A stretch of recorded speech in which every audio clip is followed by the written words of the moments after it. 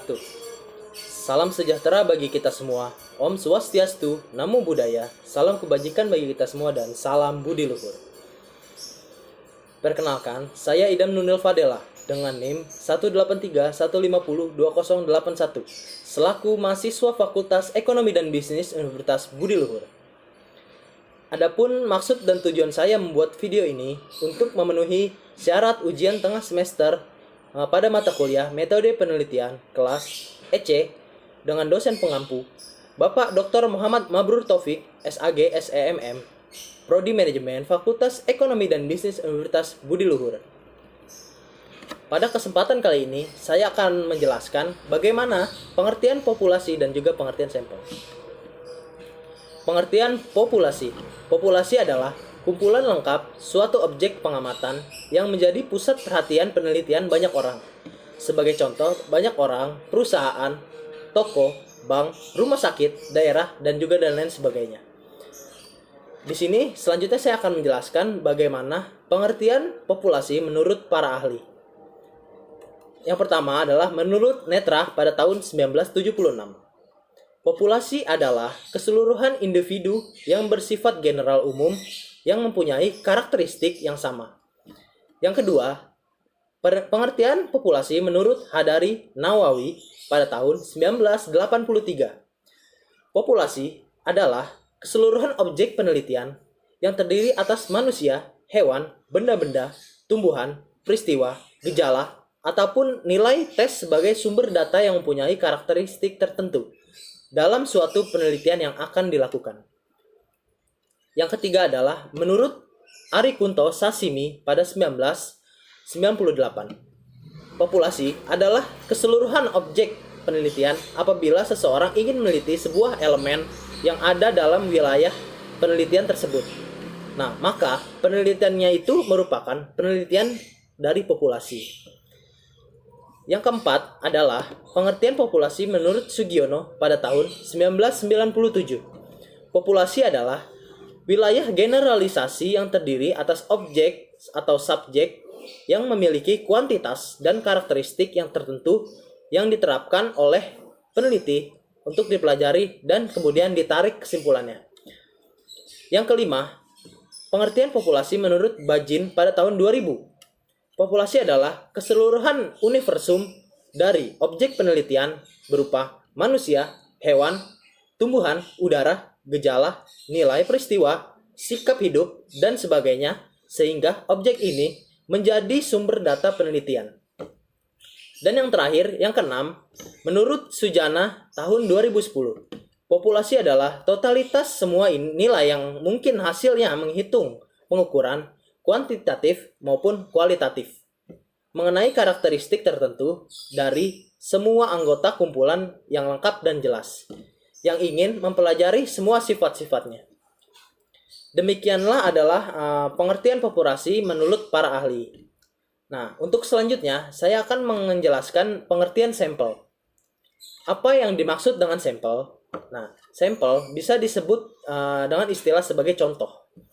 Sampel adalah sebagian kegiatan dari populasi yang karakteristiknya hendak diteliti sampel yang baik, yang kesimpulannya dapat dikenakan pada populasi. Adalah sampel yang bersifat representatif, yang dapat menggambarkan karakteristik dari populasi itu sendiri. Saya akan menjelaskan selanjutnya adalah 3 pengertian sampel menurut para ahli. Yang pertama adalah menurut Sugiono pada tahun 2008. Menurut Sugiono, sampel adalah suatu bagian dari keseluruhan suatu karakteristik yang dimiliki oleh sebuah populasi. Nah, dari penjelasan tersebut, jika populasi tersebut besar, sehingga para peneliti tentunya tidak memungkinkan untuk mempelajari keseluruhan yang terdapat pada populasi tersebut. Oleh karena beberapa kendala yang akan dihadapkan nantinya, seperti keterbatasan dana, tenaga, dan waktu. Selanjutnya, maka dalam hal ini perlunya menggunakan sampel yang diambil dari populasi itu sendiri. Selanjutnya adalah apa yang dipelajari dari sampel tersebut, maka akan mendapatkan kesimpulan yang nantinya diberlakukan untuk populasi. Oleh karena itu, sampel yang didapatkan dari populasi memang benar-benar harus representatif atau mewakili. Yang kedua adalah menurut Ari Kunto pada tahun 2006. Sampel adalah sebagian atau sebagai wakil populasi yang akan diteliti. Jika penelitian yang dilakukan sebagian dari populasi, maka bisa dikatakan bahwa penelitian tersebut adalah penelitian sampel. Yang ketiga, menurut Nana Sujana dan Ibrahim pada tahun 2014, sampel adalah sebagian dari populasi yang dapat dijangkau serta memiliki sifat yang sama dengan populasi yang diambil sampelnya tersebut. Nah, berikut hasil yang tadi saya sudah jelaskan adalah pengertian sampel menurut para ahli. Selanjutnya adalah ringkasan perbedaan populasi dan sampel. Saya akan menjelaskan kesimpulan bahwa populasi itu adalah sebuah organisme, sedangkan sampel adalah sebagai organnya. Jadi, sampel adalah bagian yang tidak terpisahkan dari populasi. Dan sampel dalam hal ini haruslah dapat mewakili karakteristik dari keseluruhan populasi. Nah, harapannya adalah jika kita melakukan penelitian pada sampel, maka hasilnya harus dapat digunakan sebagai generalisasi bagi keseluruhan populasi. Nah, dari penjelasan di atas ada kriteria sampel. Nah, dari kriteria sampel ini terbagi menjadi dua. Ada dua kriteria sampel, yaitu kriteria inklusi dan juga kriteria eksklusi. Penentuan kriteria sampel diperlukan untuk mengurangi hasil penelitian yang biasa. Saya akan menjelaskan pengertian kriteria inklusi menurut Nur Salam pada tahun 2003. Kriteria inklusi adalah karakteristik umum subjek penelitian dari suatu populasi target yang terjangkau yang akan diteliti. Yang kedua adalah pengertian menurut Nur Salam pada tahun 2003. Yang dimaksud dengan kriteria eksklusi adalah menghilangkan atau mengeluarkan subjek yang memenuhi kriteria eksklusi dari penelitian yang karena sebab-sebab tertentu. Nah, sebab-sebab yang dipertimbangkan itu biasanya terbagi menjadi dua, yaitu satu, subjek membatalkan kesediaannya untuk menjadi responden penelitian. Dan yang kedua, subjek berhalangan hadir atau tidak dapat ketika adanya pengumpulan data untuk dilakukan. Nah, itulah penjelasan tersebut. Selanjutnya adalah teknik-teknik pengambilan sampel. Nah, pengertian teknik pengambilan sampel. Teknik pengambilan sampel atau teknik sampling adalah teknik pengambilan sampel dari populasi. Sampel yang merupakan sebagian dari populasi tersebut kemudian diteliti dan hasil penelitian kesimpulannya itu kemudian dikenakan pada populasi. Nah, itu disebut dengan generalisasi. Nah, selanjutnya saya akan menjelaskan manfaat-manfaat dari sampling. Nah, apa itu manfaat dari sampling? Nah, dari manfaat sampling ini terbagi menjadi 4 manfaat. Nah, dari yang pertama itu adalah yang satu, menghemat biaya penelitian. Yang kedua, menghemat waktu untuk penelitian. Yang ketiga, dapat menghasilkan data yang lebih akurat. Yang keempat, memperluas ruang lingkup penelitian. Nah, selanjutnya saya akan menjelaskan syarat-syarat teknik sampling. Apa saja syarat-syarat yang perlu diketahui dalam melakukan teknik sampling? Mari saya akan jelaskan. Teknik sampling boleh dilakukan bila populasi bersifat homogen atau memiliki karakteristik yang sama, atau setidaknya hampir sama, dan bila ada keadaan populasi yang bersifat heterogen, maka sampel yang dihasilkan dapat bersifat representatif atau tidak dapat menggambarkan karakteristik populasi.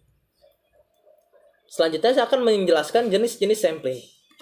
Apa saja jenis-jenis sampling? Tentunya banyak sekali. Nah, di antaranya adalah jenis-jenis sampling yang akan saya jelaskan, yaitu yang pertama adalah teknik sampling secara probabilitas. Nah, teknik sampling probabilitas atau random sampling merupakan teknik yang dilakukan dengan memberikan peluang atau kesempatan kepada seluruh anggota populasi untuk menjadi sampel. Dengan demikian, maka sampel yang diperoleh diharapkan merupakan sampel yang representatif. Teknik sampling semacam ini dapat dilakukan dengan cara-cara berikut. Yang pertama adalah teknik sampling secara rambang sederhana. Cara yang paling populer dan yang dipakai untuk proses penarikan sampel rambang sederhana adalah dengan melakukan undian. Yang kedua adalah teknik sampel atau teknik sampling secara sistematis. Prosedur ini merupakan penarikan sampel dengan cara mengambil setiap kasus atau nomor urut yang kesekiannya dari daftar populasi. Yang ketiga adalah teknik sampling secara rambang proporsional. Jenis populasi terdiri dari subpopulasi dan subpopulasi, maka sampel penelitian diambil dari setiap subpopulasi. Dan adapun cara pengambilannya yaitu dapat dilakukan secara undian maupun secara dengan sistematis. Selanjutnya adalah teknik sampling secara rambang bertingkat. Nah, bila subpopulasi sifatnya bertingkat, cara pengambilan sampel pada teknik ini sampling adalah secara proporsional. Selanjutnya adalah teknik sampling secara cluster.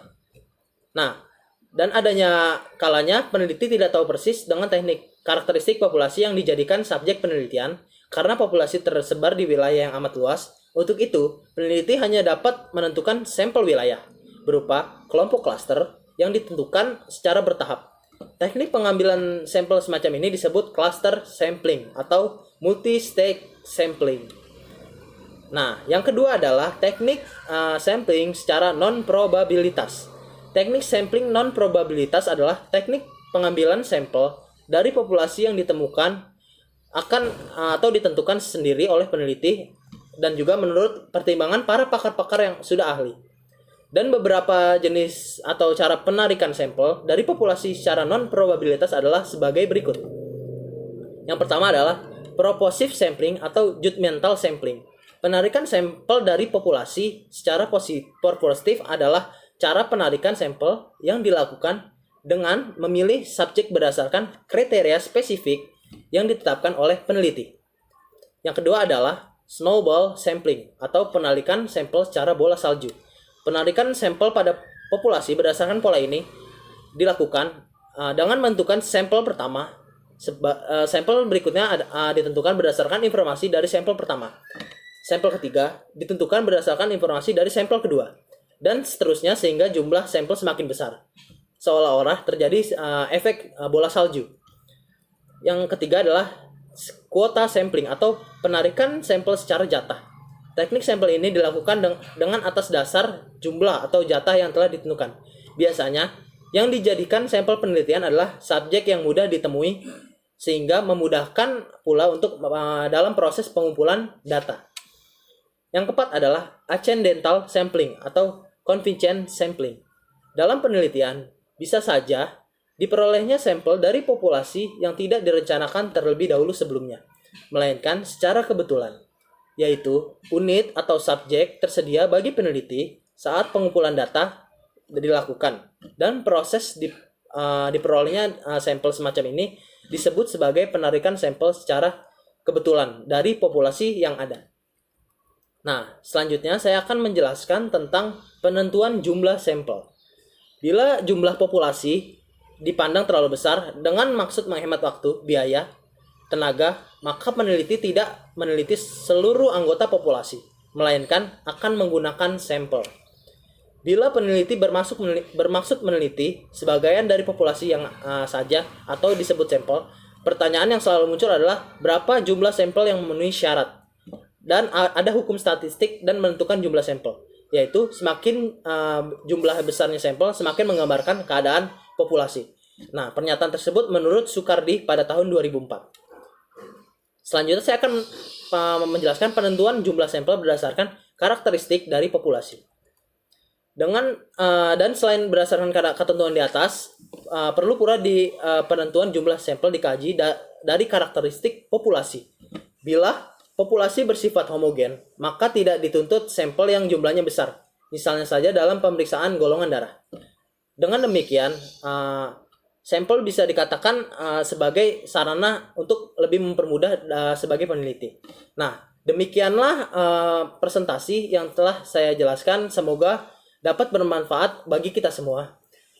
Saya Idam Nurul Fadilah selaku mahasiswa Fakultas Ekonomi dan Bisnis Universitas Budi Luhur pamit undur diri. Mohon maaf apabila ada kesalahan dan juga tutur kata yang salah dalam menjelaskan. Demikian, selamat menunaikan ibadah puasa bagi yang menjalankan. Wassalamualaikum warahmatullahi wabarakatuh. Salam Budi Luhur.